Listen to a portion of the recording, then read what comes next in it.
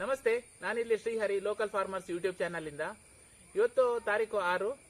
ಈಗ ಮಳೆ ಎಲ್ಲ ಪ್ರಾರಂಭ ಆಗಿದೆ. ಮಳೆ ಪ್ರಾರಂಭ ಆದ ತಕ್ಷಣ ನಮ್ಮ ತರಕಾರಿ ಕೃಷಿ ಮಾಡುವಂತ ಕೆಲಸ ಎಲ್ಲ ಚಾಲು ಆಗಿರುತ್ತೆ. ನೋಡಿ, ಇದೆಲ್ಲ ಹಲಸಿನ ಮರಗಳು, ಇಲ್ಲೆಲ್ಲ ಹಲಸಿನ ಮರಗಳಿವೆ ನೋಡಿ. ಈಗ ಹಲಸಿನ ಮರದಲ್ಲಿ ಈ ಕುಂಬಳಕಾಯಿ ತುಂಬಾ ಚೆನ್ನಾಗಿ ಹಬ್ಬತ್ತೆ, ಬಳ್ಳಿಗಳು ತುಂಬಾ ಚೆನ್ನಾಗಿ ಹೋಗುತ್ತೆ. ಸೊ ನಾವು ಕಳೆದ ವರ್ಷ ತುಂಬಾ ಕುಂಬಳಕಾಯಿಯನ್ನ ತೆಗೆದಿದ್ದೀವಿ. ಕುಂಬಳಕಾಯಿ ಯಾವ ರೀತಿಯಲ್ಲಿ ಮಾಡಿದ್ದೀವಿ ಅಂತೇಳಿ ನಾನು ಹೇಳ್ತೀನಿ ನಿಮಗೆ. ನೋಡಿ, ಇದು ಒಂದು ಟೈರ್ ತಗೊಂಡಿದ್ದೇನೆ. ಅದೇ ಕೆಳಗಡೆ ನಾನು ಸ್ವಲ್ಪ ಬಾಳೆ ಎಲೆಗಳನ್ನ ಹಾಕಿದ್ದೀನಿ. ಇದರ ಬಾಳೆ ಎಲೆಗಳನ್ನೆಲ್ಲ ಕಟ್ ಮಾಡಿ ಹಾಕಿದ್ದು. ಯಾಕಂದ್ರೆ ಇದರ ಬೇರುಗಳು, ಹಲಸಿನ ಹಣ್ಣಿನ ಮರದ ಬೇರುಗಳೆಲ್ಲ ಈ ಬುಡಕ್ಕೆ ಬರುವಂತ ಚಾನ್ಸ್ ಇರುತ್ತೆ. ಅದನ್ನ ತಡಿಲಿಕ್ಕಾಗಿ ಈ ರೀತಿ ಒಂದು ಎಲೆಗಳನ್ನ ಹಾಕಿದ್ದು. ದಪ್ಪ ಹಾಕಿದ್ದೇನೆ. ನಂತರ ಟೈರ್ ಹಾಕಿದ್ದು ಯಾಕಂದ್ರೆ ಇಲ್ಲಿ ಹಾಕಿದ ಗೊಬ್ಬರ ನೀರೆಲ್ಲ ಹೊರಗಡೆ ಹೋಗಬಾರ್ದು ಅನ್ನುವಂಥ ದೃಷ್ಟಿಯಿಂದ ನಾವೊಂದು ಟೈರ್ ಹಾಕಿದ್ದು. ನಂತರ ಕಪ್ಪು ಮಣ್ಣು, ನೋಡಿ ಇದೆಲ್ಲ ಕಪ್ಪು ಮಣ್ಣು ಹಾಕಿದ್ದೇನೆ ಇದರಲ್ಲಿ ಪೂರ್ತಿ. ನಂತರ ಕೋಳಿ ಗೊಬ್ಬರ, ನೋಡಿ ಇದು ಕೋಳಿ ಗೊಬ್ಬರ ನಾವು ತಂದದ್ದು.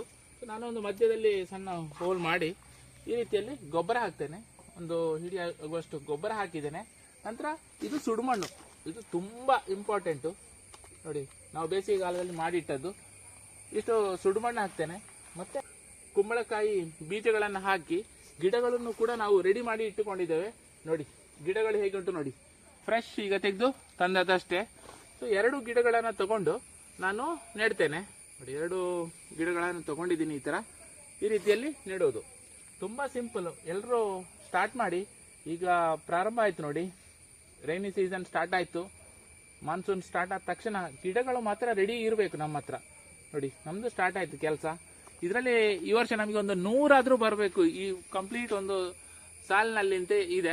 ನೋಡೋಣ, ಮುಂದಕ್ಕೆ ನಾನು ನಿಮಗೆ ತಿಳಿಸ್ತೀನಿ ಎಷ್ಟು ನಮಗೆ ಕುಂಬಳಕಾಯಿ ಬಂತು ಅಂತ ಹೇಳಿ. ಧನ್ಯವಾದಗಳು.